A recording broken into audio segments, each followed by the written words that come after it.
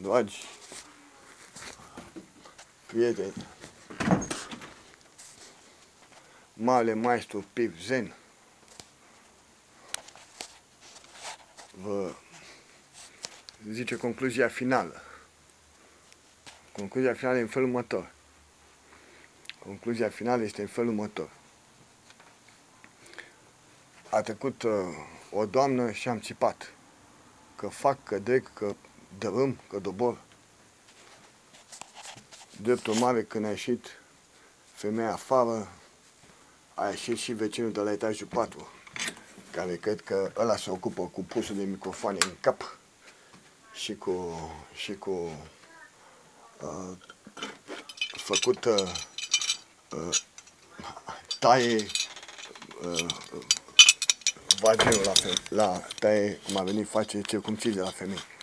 Ești nebun la cap. Ăsta, așa cum îl vedeți dumneavoastră, ăsta este de curățat cartofi, da? Se vede, e de curățat cartofi,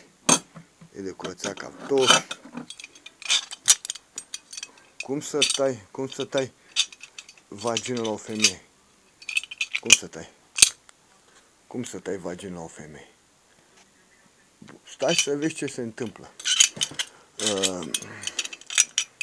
Problema e în felul următor. Am asistat la un dezastru. Eu, săracul de mine, nu prea am fost la femei și după 10 ani s-a întâmplat, am asistat la un dezastru, la o nenorocire. Nimeni nu poate să zică nimica. Am descoperit o întreagă rețea de mafioți, de prostituate, de oameni care bat femei și le omoară și le droghează. Concluzia generală. Vedeți asta? Asta se învârte singură. Asta, cu magneții ăștia și cu chestia asta. Vedeți? Niciun spurcat român nu o să o vadă. Adică, n-am zis român spurcat, adică nu toți românii sunt spurcați. Și niciun bulangiu țigan, n-am zis țigan bulangiu, nu, că nu toți țiganii sunt, nu? Și nu sunt cetățeni români. Vreți să mă vedeți pe mine? Uitați-mă și pe mine. Că ne avem tânăr și frumos. Uitați-vă. Vreți să mai vedeți un amortizor care se învârte singur, care n-are arc, care n-are ulei? Vreți să vedeți o mască de slură fără mască de slură, fără geam, fără nimic? Vezi prin ea? Ce vreți să vedeți? Nu o să vedeți nimic. Nu o să vedeți nimic. Și indiferent ce zic ei, domne, noi am fost înainte și făceam asta ca să se ducă și Eugen, să aibă și Eugen parte de o femeie. Adică să vă traduc eu, dumneavoastră vi se pare logic până acum. Să vă traduc eu, că voi habar n-aveți. Noi eram constituiți în mafioți și am vrut să-l filmăm și să-l omorâm și dacă nu putem să-l avem la mână pe tâmpitul ăsta de pif, distrugem tot. Ați văzut asta? Marele Maestru.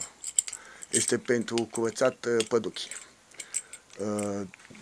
Nu este nicio problemă că o femeie a ajuns distrusă. Dar mai este una care o cheamă Mirela, care lângă ea este unul care este la fel pește. Mai este una care o cheamă Oana, care chiar măsa este pește. Ce mă fac eu cu ăștia? Toată problema a fost în felul următor. De ce știu eu, ce văd ei, i-a deranjat asta. Atunci asta o să-i deranjeze. Asta i-a mâncat.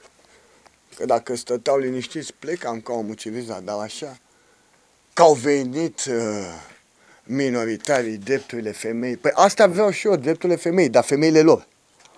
Drepturile femei, dar femeile lor. Femeile lor. Nu ale altuia. Femeile lor. Femeile lor. Nu ale altuia. Plus că toate 3 femeile au hârtie că sunt bolnave la cap.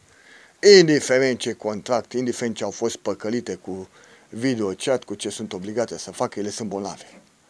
Bă, ești nebun. În loc să te ajute statul român. Am mai țipat odată la Senzații Tari.